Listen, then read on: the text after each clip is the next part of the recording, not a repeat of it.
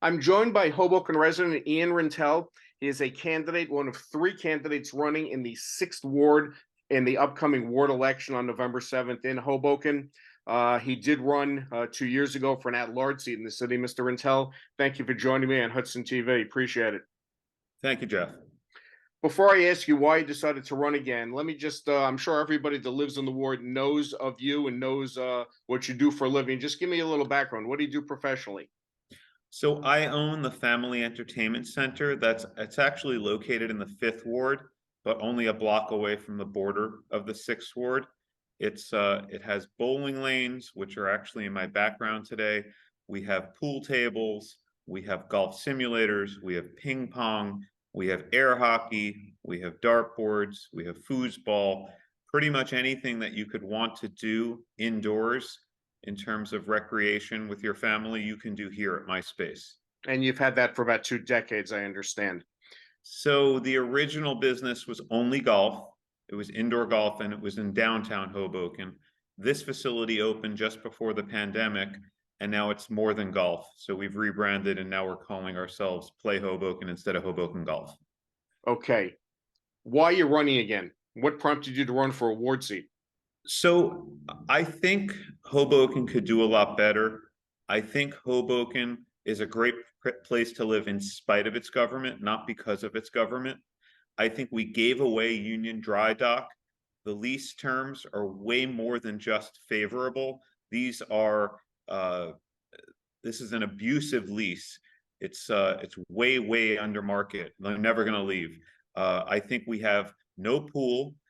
We've lost our movie theater over the last few years, and I have to hold our city council responsible for all of those things.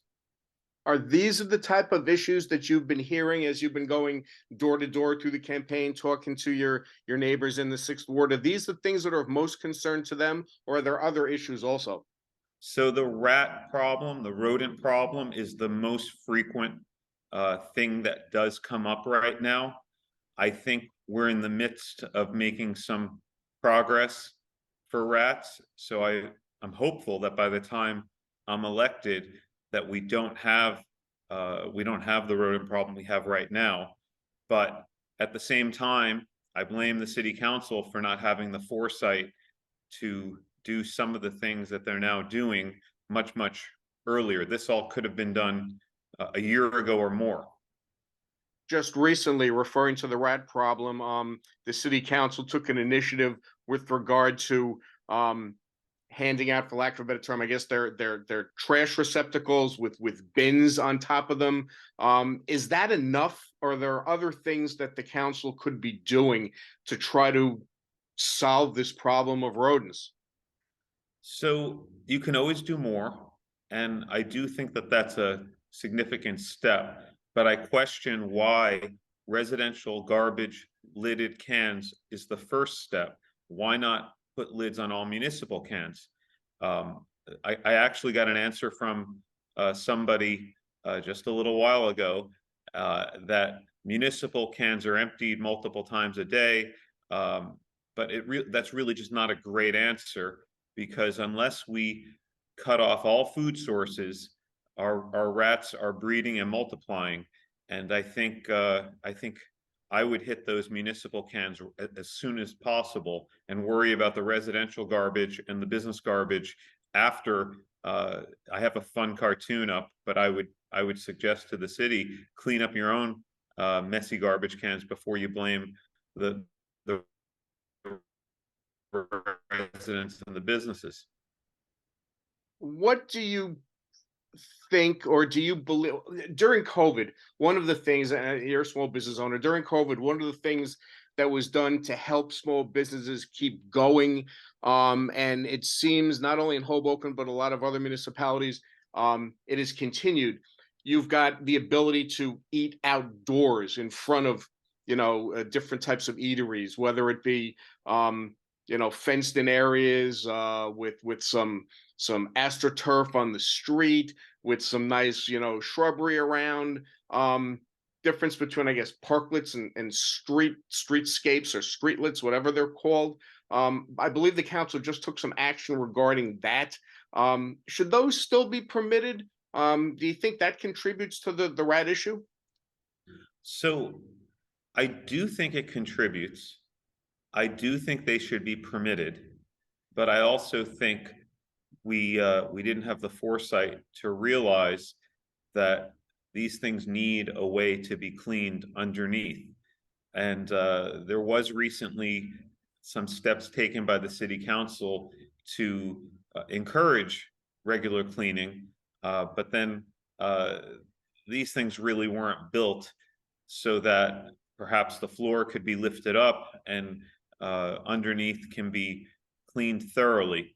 So I think, unfortunately, some of these streeteries need to be rebuilt, modified, if you will, if we're going to continue to have them. The ones that aren't in use, I'd like to see removed because it's just a big waste to have them if they're not in use. And some of them are getting removed if they're not in use. But I do like the streeteries as a concept. And I think a restaurant that has a dozen tables or more outdoors in its streetery and a lively place to have dinner with your family outdoors is a good use, maybe a better use of the parking spots they take up. But we just have to take care. What are some of the other main issues that you see in the Sixth Ward? So the issues are numerous. Um, the the the main ones that I'm hearing we already talked about, but we don't have enough things for young people to do in Hoboken. We have schools that could use improvement. And I think a part of, even though this is not a Board of Ed election, a part of why our students don't do as well as they could has to do with the after-school programming.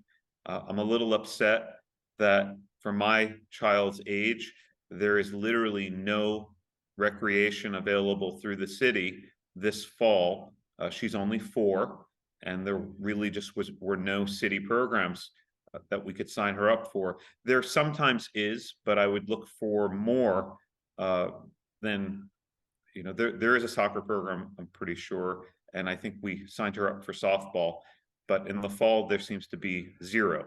So it's disappointing. This is probably a loaded question, but I'll ask you anyway.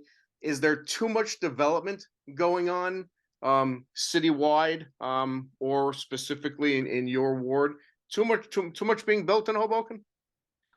So I don't see it that way.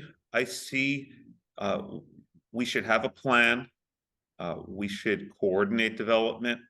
I don't have a specific problem. I would never say that that development is necessarily good or bad, but I do think that that development needs to be well thought out.